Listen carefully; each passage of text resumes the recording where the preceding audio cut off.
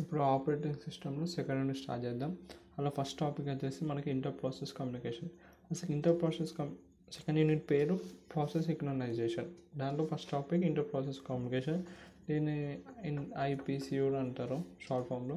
So inter process communication అంటే ఏంటంటే ఇది ఏం చేస్తారంటే ఐపీసీ ఇంటర్ ప్రాసెస్ కమ్యూనికేషన్ ఏవైతే రెండు ప్రాసెస్లు ఉన్నాయో ఆ రెండు ప్రాసెసెస్ని కమ్యూనికేట్ కావడానికి హెల్ప్ చేసేది ఇంటర్ ప్రాసెస్ కమ్యూనికేటర్. ఎందుకంటే ఒక మల్టీ ప్రోగ్రామింగ్ సిస్టంలో అక్కడ మల్టిపుల్ ప్రాసెసర్స్ ఉంటాయి. ఆ మల్టిపుల్ ప్రాసెస్ ఒకటి ఇంకో దాంట్లో కమ్యూనికేట్ కావాలి కదా.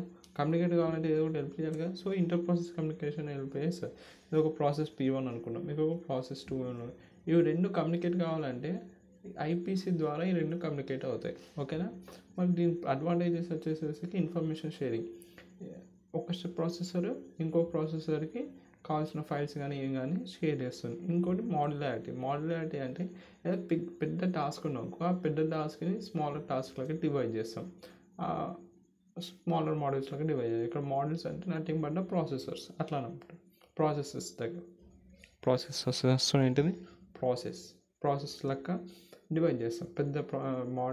పెద్ద టాస్క్ అనుకో అండ్ చిన్న మాడ్యూల్స్లకి డివైడ్ చేస్తాం. ఇక్కడ మాడ్యూల్ అంటే ఏంటిది ప్రాసెస్. ఓకేనా. ఇది ఇంకొక అడ్వాంటేజ్. ఇంకోటి కంప్యూటేషన్ స్పీడ్ అనేది సేమ్ సెకండ్ పాయింట్కి ఎక్స్టెన్షన్ అనమాట. ఏదైనా ఇప్పుడు ఏం చేస్తారంటే P1 P2 ఏదైతే ఆ టాస్క్ ఉందో ప్యారలల్గా కాన్కరెంట్గా ఆ టాస్క్ ఇప్పుడు ఒక్కడే అంత పని అంటే చేసే బదులు ప్యారలల్గా రెండు ప్రాసెస్ ఒకటేసారి పని చేయడం వల్ల ఆ డిఫరెంట్ మోడల్స్ ప్యారలల్గా ఇలా వర్క్ అవుతూ ఉంటాయి. సో దీనివల్ల ఏమైపోతుంది, జల్దీ పని అయిపోతుంది.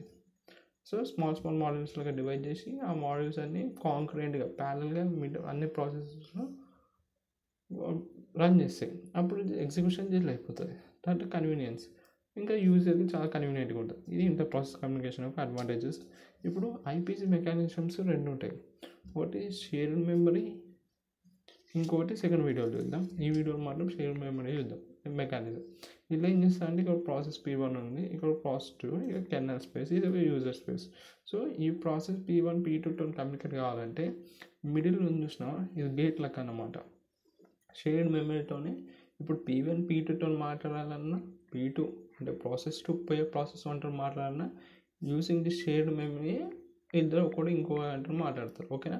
సో ఈ షేర్డ్ మెమరీతోనే మాట్లాడుకుంటాం కాబట్టి షేర్డ్ మెమరీ అని పెట్టేసిన పేరు. సో ఇంటర్ ప్రాసెస్ ఒక ప్రాసెస్ ఇంకో ప్రాసెస్తో కమ్యూనికేట్ కావాలంటే రెండు విధాలు ఉన్నాయి. ఒకటి షేర్డ్ మెమరీ, ఇంకోటి నెక్స్ట్ వీడియోలో చూద్దాం. సస్పెన్స్. ఓకే. సో ఇంకో ప్రాసెస్ కమ్యూనికేట్ కావాలంటే పక్కా వీళ్ళు షేర్డ్ మెమరీతోనే కమ్యూనికేట్ కావాలి. ఏమైనా మెసేజ్ కావాలంటే ఫస్ట్ దీనికి పంపుతుంది, ఈ నుంచి ఇది రిసీవ్ చేసుకోవాలి. ఇది దానికి పంపాలంటే దీనికి షేర్డ్ మెమరీ పంపుతుంది, ఆ నుంచి ప్రాసెస్ 1 కమ్యూనికేట్. ఈ రెండు ఇది మీడియేటర్ అనమాట.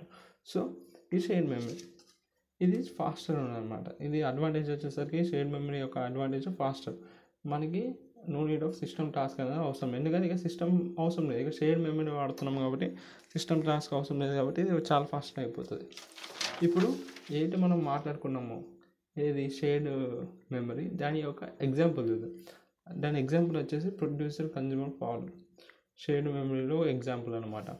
ఇక్కడ ప్రొడ్యూసర్ ప్రాసెస్ ఉంది, ఇక్కడ కన్జ్యూమర్. ఇప్పుడు ప్రొడ్యూసర్ కన్జ్యూమర్ అనేది ఒక ఎగ్జాంపుల్, షేర్డ్ మెమరీ మెకానిజంలో ఒక ఎగ్జాంపుల్. ఒక ప్రొడ్యూసర్ ఉంటాడు, ఇక కన్జ్యూమర్ ఉంటాడు. అంటే ప్రొడ్యూసర్ అయిన ఒక ప్రాసెస్ అనుకో, కన్జ్యూమర్ అనేది ఇంకో ప్రాసెస్ అనుకో. ఈ ప్రొడ్యూసర్ కన్జ్యూమర్ ఇద్దరు మాట్లాడుకోవాలి. అంటే ప్రొడ్యూసర్ ప్రాసెస్ కన్జ్యూమర్ ప్రాసెస్ మాట్లాడుకోవాలంటే మిడిల్లో ఒక షేర్డ్ మెమరీ ఉంటుంది.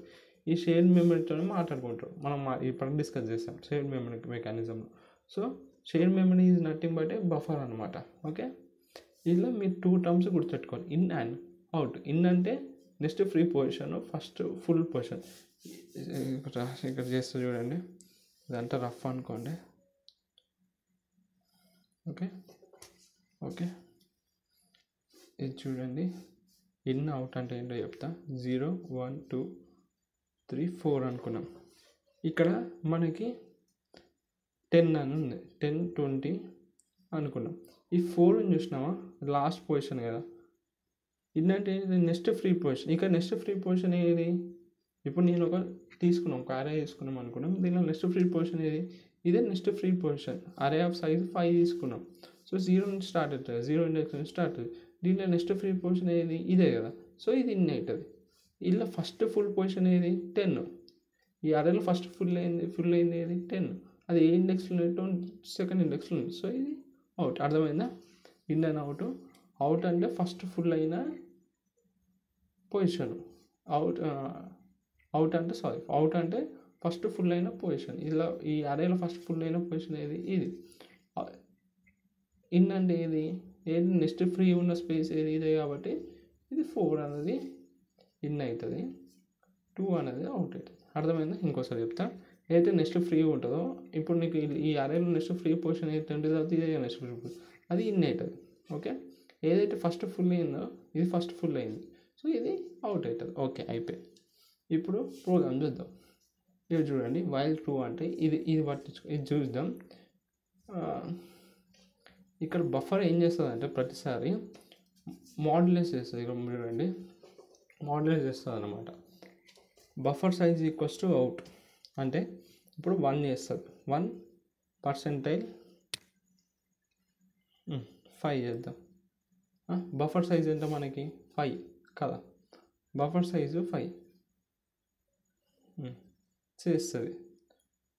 1 5 5 0. మనకు అవుట్ ఏముంటుంది నీకు ఫస్ట్ 0 ఉంటుంది.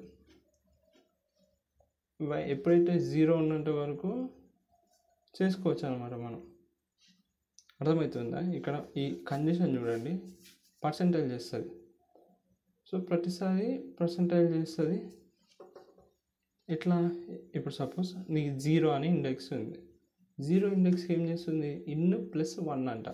సో ఇన్ ప్లస్ 1 చెక్ చేస్తుంది. ఇన్ ప్లస్ 1 ఏంటి అవుతుంది? అప్పుడు 1 అవుతుంది. నాకు 1 చేసి బఫర్ సైజ్ నాకు 5 కాబట్టి 5 5 0. ఓకే, పని చేస్తుంది. నేను ప్రొడ్యూసర్, ఇది ప్రొడ్యూసర్ ప్రాసెస్, ఇది కన్జ్యూమర్ ప్రాసెస్. సో అది చేసుకుంటాడు. ప్రొడ్యూసర్ అనేటువంటి ప్రాసెస్ స్టార్ట్ చేస్తాడు. అట్లా ఇప్పటివరకు చేస్తుంది. అట్లా ఒక దగ్గరికి వచ్చేసరికి ఫోర్త్ ఇండెక్స్ వరకు వచ్చేస్తాడు. 4 + 1 ఏంటవుతుంది? 5. సో 5 5 అయిపోతుంది. 1 5. ఓకే, ఇక్కడ ఏమైపోతుంది? ఇక్కడ బ్రేక్ అయిపోతుంది. ప్రొడ్యూసర్ అనే దగ్గర అక్కడ అయిపోతాడు. ఓకే, అర్థమవుతుందా? ఇది మనం చేస్తున్నాం. సో ఈ బఫర్ అనేది ప్రతిసారి ఈ కండిషన్ ఫాల్స్ అయ్యే వరకు వాడు నెక్స్ట్ ప్రొడ్యూసర్కి అలా నెక్స్ట్ వెళ్తూనే ఉంటాడు, నెక్స్ట్ మూవ్ అవుతూ ఉంటాడు. ఓకే, అది ప్రొడ్యూసర్. ఇప్పుడు కన్జ్యూమర్కి వచ్చేసరికి ఇప్పుడు while in equals to out. ఇప్పుడు ఇన్ ఎంత?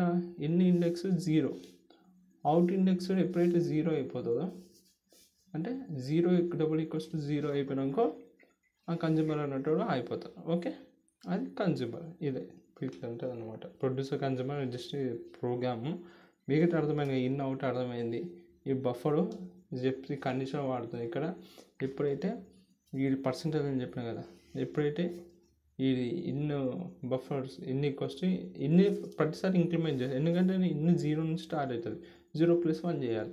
సో అందుకే ఇది ఇంక్రిమెంట్ చేస్తుండు. ఇంక్రిమెంట్ చేసి ఇన్ పర్సెంటేజ్ బఫర్ సైజ్ ఇస్తుంది. అంటే చెప్పిన కదా 1% 5, 5% 5 అట్లా ప్రతిసారి ఇన్ని బఫర్తో చేసి అప్పుడు అవుట్ని చెక్ చేస్తుండు. అది ఈక్వల్ అవుతుందా? ఈక్వల్ అవుతుంది, నెక్స్ట్కి వెళ్తుంది. ఈక్వల్ కాకపోతే ఆ ప్రొడ్యూసర్ అనేటోడు బఫర్ ఫుల్ అయిపోయినది ఆగిపోవాలి. ఇక కన్జ్యూమర్ అనేటోడు చెప్పినా కదా same, next consumer equals to buffer out. ఇక్కడ మనం బఫర్ అవుట్ ఏంటిది? 0 అనుకున్నాం. ఈ 0 = 0 అయినప్పుడే అప్పుడు ఆపేయాలి వాడు. కన్జ్యూమర్ ప్రాసెస్ అయిపోతుంది. ట్రూ వైల్ ట్రూ ఈ కండిషన్స్. ఓకే, ఇది producer consumer example shared memory.